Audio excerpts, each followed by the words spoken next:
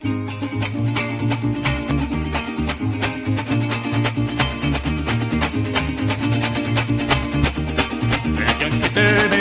tú te levantes, América Latina obrera, ¿por qué no lo haces? El yanqui teme a la revolución, el yanqui teme grito, Yankee go home, Yankee go home, Yankee go home, Yankee go home. Bienvenidos al podcast número 17 de la Hora de los Trabajadores, el programa de la Central Bolivariana Socialista de Trabajadores. Bueno, en el día de hoy vamos a tener un tema muy especial, el tema de los maestros en la reconstrucción de las escuelas, en la reparación de las aulas. Nos acompaña Orlando Pérez, que además de ser presidente de SINAFUN, también es vicepresidente de la Central Bolivariana Socialista de Trabajadores. Bueno, hemos quedado muy impresionados por ese planteamiento de SINAFUN, que es incorporándose a la atención de las escuelas. Me parece importante, una nueva manera de hacer política de la solidaridad. ¿En qué consiste eso, mi estimado Orlando? No, un saludo a los usuarios y usuarias de este programa comunicacional que adelanta la Central Bolivariana Socialista de Trabajadores. SINAFUN es una organización sindical popular construida en la Revolución Bolivariana. Pertenece a la Central Bolivariana Socialista de Trabajadores y por ende contribuye con su participación, como la convocatoria que hizo la presidenta encargada Delcy Rodríguez. No es solamente a las comunidades, no es solamente a la Unión Cívico-Militar a través de la Bricomil. Los trabajadores somos pilares fundamentales y también estamos convocados. Y por ende, entonces la central toma la iniciativa de buscar articulación en todos los estados, con los jefes de zona o jefes de CDC estadal, porque la educación es sumamente importante para cualquier país. Y el tema de la organización sindical no es única y exclusivamente el tema sindical, el tema laboral, el tema de la convención colectiva. Es también su participación, porque entendemos que la democracia participativa y protagónica tiene que ver con construir otro mundo, otra forma de ver la sociedad y cómo todos nos hacemos corresponsables precisamente de ese hecho constitucional bien importante que inicia Hugo Chávez Frías y que le hemos dado continuidad los trabajadores y trabajadoras que hacemos hoy día en la central. Hay una cifra de las escuelas que fueron afectadas, fueron destruidas en el estado de La Guaira. ¿Cuál es esa cifra, Orlando? El día lunes estuve presente y nos reunimos con nuestra seccional. Estuvimos en La Guaira, en la Escuela Técnica Licenciado Luzardo. Y en esa técnica, en reunión, hacíamos un diagnóstico, un balance de Catialamar, Caraballeda y Caribe. Hay 118 escuelas que están en el piso, que hay que construirlas de nuevo, otras que hay que reparar. Hay casi 150 trabajadores del Estado hasta ahora que fallecieron en el doble terremoto, por lo cual es necesario crear un conjunto de políticas importantes para la atención de la matrícula del Estado de La Guaira. Nosotros opinamos que no le puedo dar el mismo tratamiento a los estados afectados por el terremoto en el tema del inicio del año escolar, que igual lo hiciéramos en el resto de los estados. Ahí tiene que darse sus pasos para poder... Por eso hacemos un llamado al Ministerio de Educación. Es necesario reunir antes del inicio del año escolar a obreros, administrativos y docentes, comunidades educativas, para darle organicidad a ese accionar correcto que nuestra presidenta ha planteado, de cómo el renacer de La Guaira, la reconstrucción de ese estado debe ir acompañado de todos aquellos que tenemos la voluntad de asistir, a proponer, a ayudar para que se logre la normalidad del Estado de La Guaira. Para La Guaira entonces habría como 3 acciones: la construcción, la reconstrucción de escuelas destruidas, la reparación con algunos daños y la contratación de profesores, porque Sí. esa cantidad de fallecidos necesita entonces nuevos profesores, empleados, obreros. Nosotros creemos que eso debe hacerse. Vi por allí unas declaraciones donde van a unificar horarios. Recuerden que las jornadas de nosotros son variables. Hay jornadas a medio tiempo en escuela, doble turno, pero por ejemplo las técnicas no pueden tener doble turno. Tienen otro formato, igual que los liceos. Pero me imagino que ya el compatriota Daniel González, jefe de zona del Estado de La Guaira, está montado eso con sus directores, con los supervisores, pero sobre todo debe hacerlo con los maestros, con los obreros y administrativos que hacen vida en estos planteles. Hay que recordar que muchos están en los refugios, otros se fueron del Estado para estar con sus familiares y otros fallecieron. Entonces es necesario de verdad revisar la matrícula, la nómina. Y mira, y desde esta organización sindical estamos dispuestos a dar un paso adelante para apoyarlo en todo lo que se pueda en el Estado, inclusive con los compatriotas que son jubilados. También podríamos nosotros acompañarlos, a convocarlos, a ayudar, a auxiliarlos. También en Falcón, en Yaracuy, en el Estado de Aragua. O sea que SINAFUN se pone voluntariamente de cuerpo presente para darle todo el apoyo a nuestro gobierno nacional en el inicio del año escolar. ¿En qué consiste ese trabajo de los maestros y de los empleados administrativos y de los obreros del Ministerio de Educación para ayudar a reconstruir? ¿En qué consiste ese trabajo? Fíjate, desde el COVID, Aristóbulo Isturi, el maestro de maestros,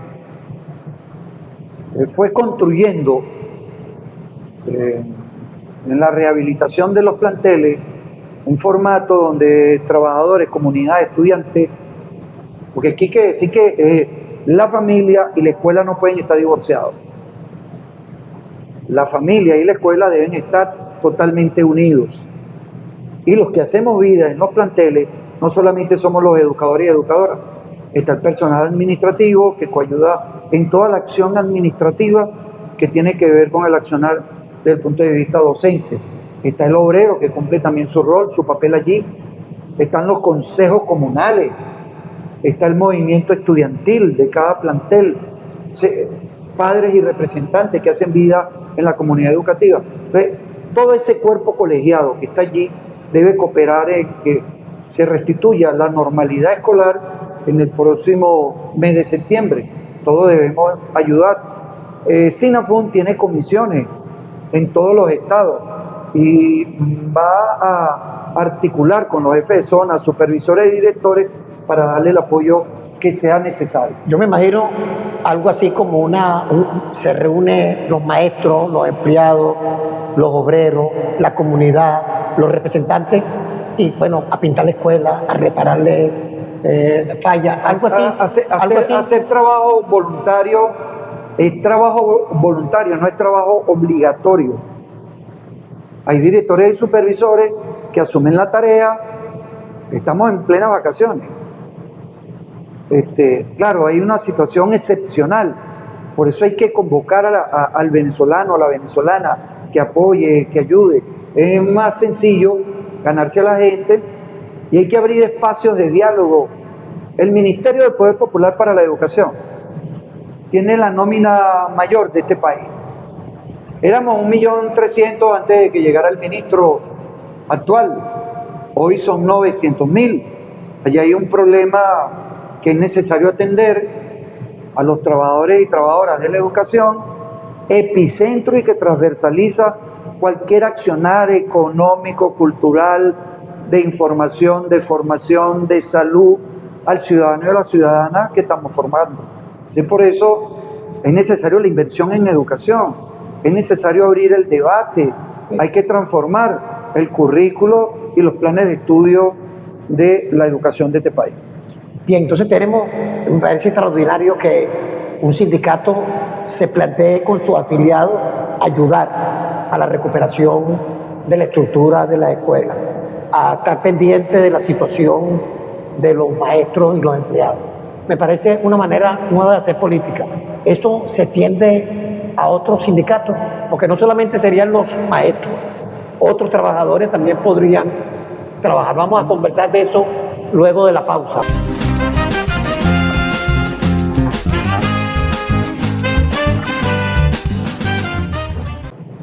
Aquí estamos de regreso con el podcast número 17, La Hora de los Trabajadores, de la Central Bolivariana Socialista de Trabajadores. Y bueno, queremos recordar que este podcast sale gracias a la colaboración de la Federación de Trabajadores de las Telecomunicaciones, también de la Federación de Trabajadores del Petróleo, la Federación de Trabajadores de Universitarios y del Sindicato de INAFUN, del cual tenemos a su presidente aquí. Queremos agradecerle por su colaboración y las posibilidades de hacer este documental que permita saber el pensamiento del movimiento sindical. Bueno, estamos transmitiendo desde el INCRE, aquí desde la oficina de SINAFUN, una oficina que tiene unos cuadros bien bonitos, tiene una buena decoración de lucha. Esto me recuerda ícono de lucha. Bueno, vamos a la pregunta. Eso que usted está planteando, novedoso, ¿será extensivo? ¿Podría ser extensivo a toda la clase obrera, junto con la comuna, junto con el pueblo, cuidar su escuela, ayudar? Claro. ¿Están planteando algo novedoso ustedes? La Central Bolivariana Socialista de Trabajadores viene construyendo una propuesta de participación de todos los venezolanos y venezolanas. Todos somos trabajadores, todos somos trabajadores. Y en el campo educativo, en el capítulo de la educación, es necesario forjar nuevas políticas de las organizaciones sindicales que no sigan siendo vistas como única y exclusivamente quienes van a luchar por las condiciones laborales. En el capítulo de la educación, nosotros tenemos que luchar para que la población más frágil, más débil, los sectores populares, se cumpla con rigor el 102 de la Constitución, el derecho humano a la educación. No es un tema de la calidad de la educación, queremos corregir ese concepto.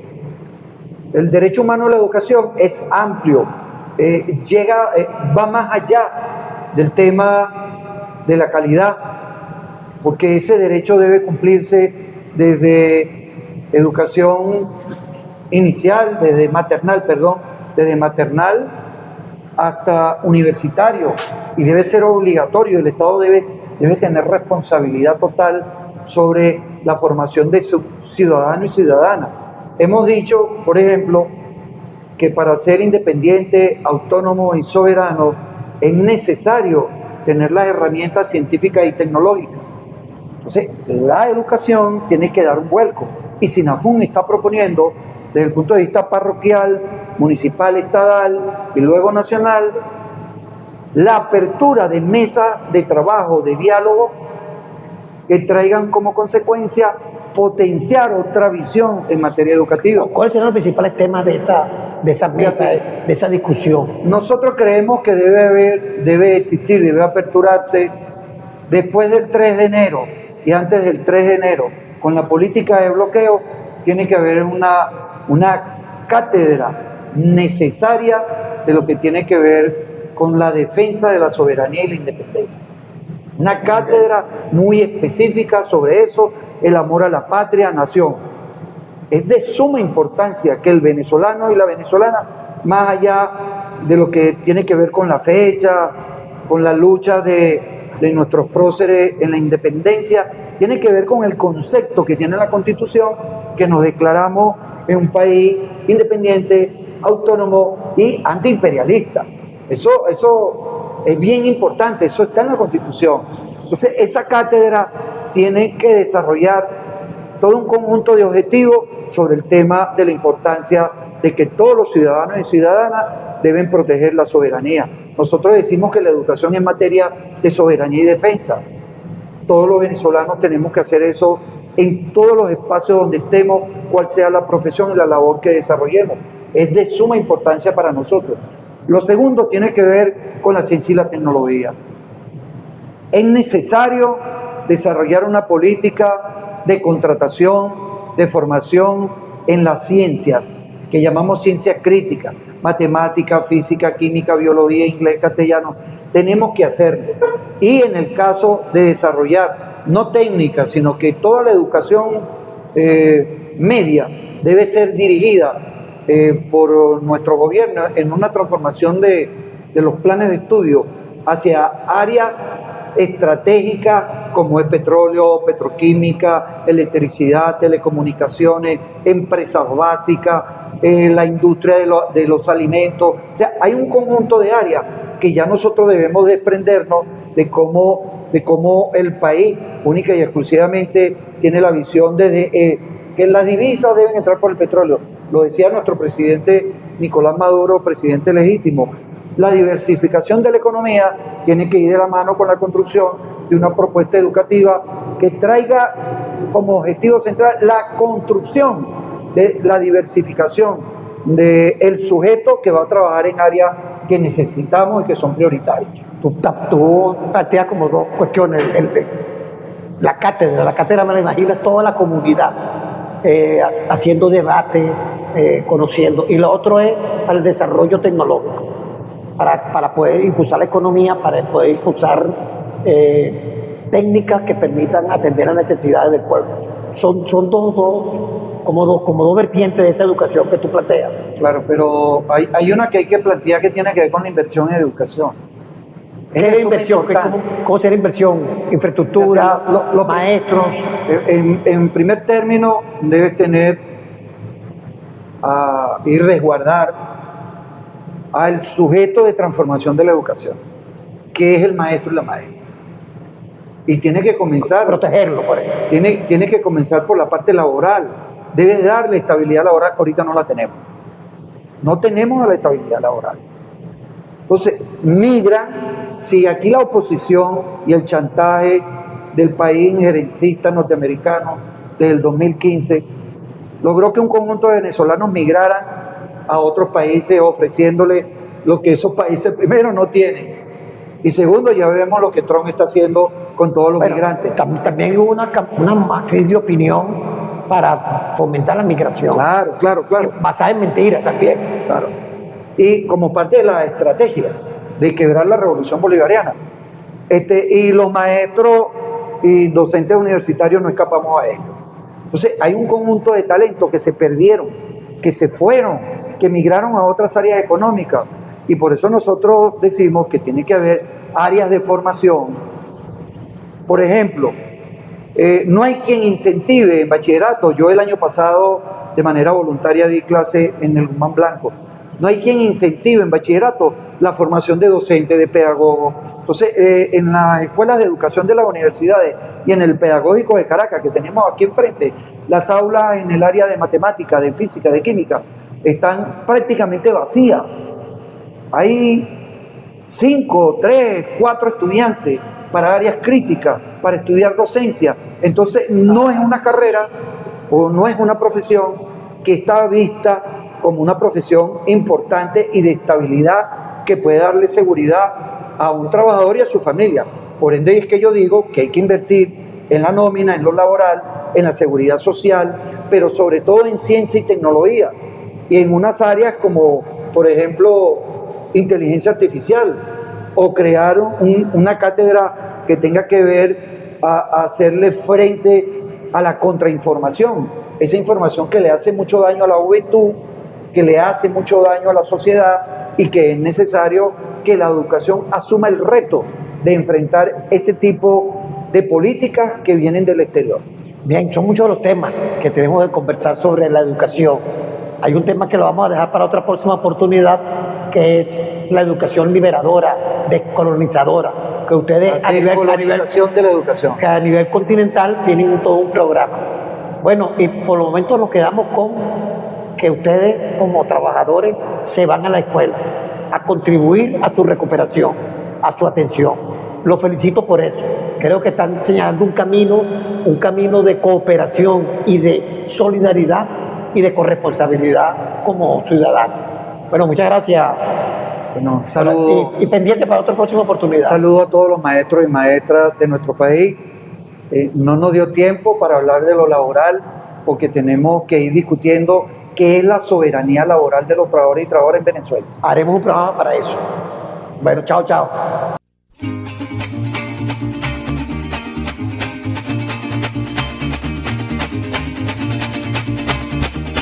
El yanqui teme que tú te levantes, América Latina obrera, ¿por qué no lo haces? El yanqui teme a la revolución, el yanqui teme grito, yanqui gojón, yanqui gojón, yanqui gojón.